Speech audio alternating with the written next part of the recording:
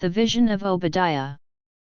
Thus saith the Lord God concerning Edom, We have heard a rumor from the Lord, and an ambassador is sent among the heathen. Arise yet, and let us rise up against her in battle. Behold, I have made thee small among the heathen, thou art greatly despised. The pride of thine heart hath deceived thee, thou that dwellest in the clefts of the rock, whose habitation is high, that saith in his heart, Who shall bring me down to the ground? Though thou exalt thyself as the eagle, and though thou set thy nest among the stars, thence will I bring thee down, saith the Lord.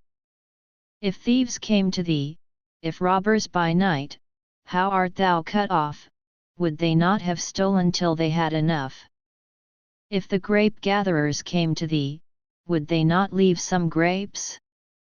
How are the things of Esau searched out? How are his hidden things sought up? All the men of thy confederacy have brought thee even to the border, the men that were at peace with thee have deceived thee, and prevailed against thee, that they eat thy bread have laid a wound under thee, there is none understanding in him. Shall I not in that day, saith the Lord, even destroy the wise men out of Edom, and understanding out of the mount of Esau? And thy mighty men, O Taman, shall be dismayed, to the end that every one of the mount of Esau may be cut off by slaughter. For thy violence against thy brother Jacob shame shall cover thee, and thou shalt be cut off forever. In the day that thou stoodest on the other side, in the day that the strangers carried away captive his forces, and foreigners entered into his gates, and cast lots upon Jerusalem, even thou wast as one of them. But thou shouldest not have looked on the day of thy brother in the day that he became a stranger, neither shouldest thou have rejoiced over the children of Judah in the day of their destruction, neither shouldest thou have spoken proudly in the day of distress. Thou shouldest not have entered into the gate of my people in the day of their calamity, yet, thou shouldest not have looked on their affliction in the day of their calamity, nor have laid hands on their substance in the day of their calamity.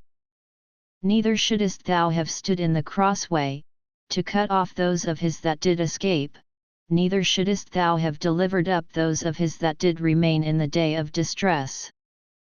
For the day of the Lord is near upon all the heathen, as thou hast done, it shall be done unto thee, thy reward shall return upon thine own head.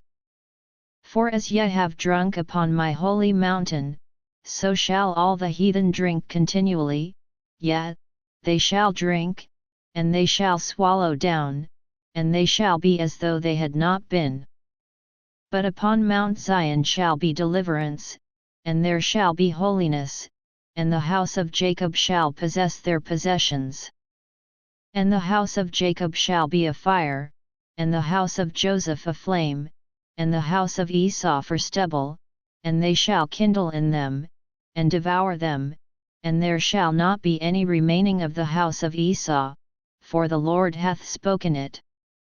And they of the south shall possess the mount of Esau, and they of the plain the Philistines, and they shall possess the fields of Ephraim, and the fields of Samaria, and Benjamin shall possess Gilead. And the captivity of this host of the children of Israel shall possess that of the Canaanites, even unto Zarephath, and the captivity of Jerusalem, which is in Sepharad, shall possess the cities of the south. And Saviours shall come up on Mount Zion to judge the mount of Esau, and the kingdom shall be the Lord's.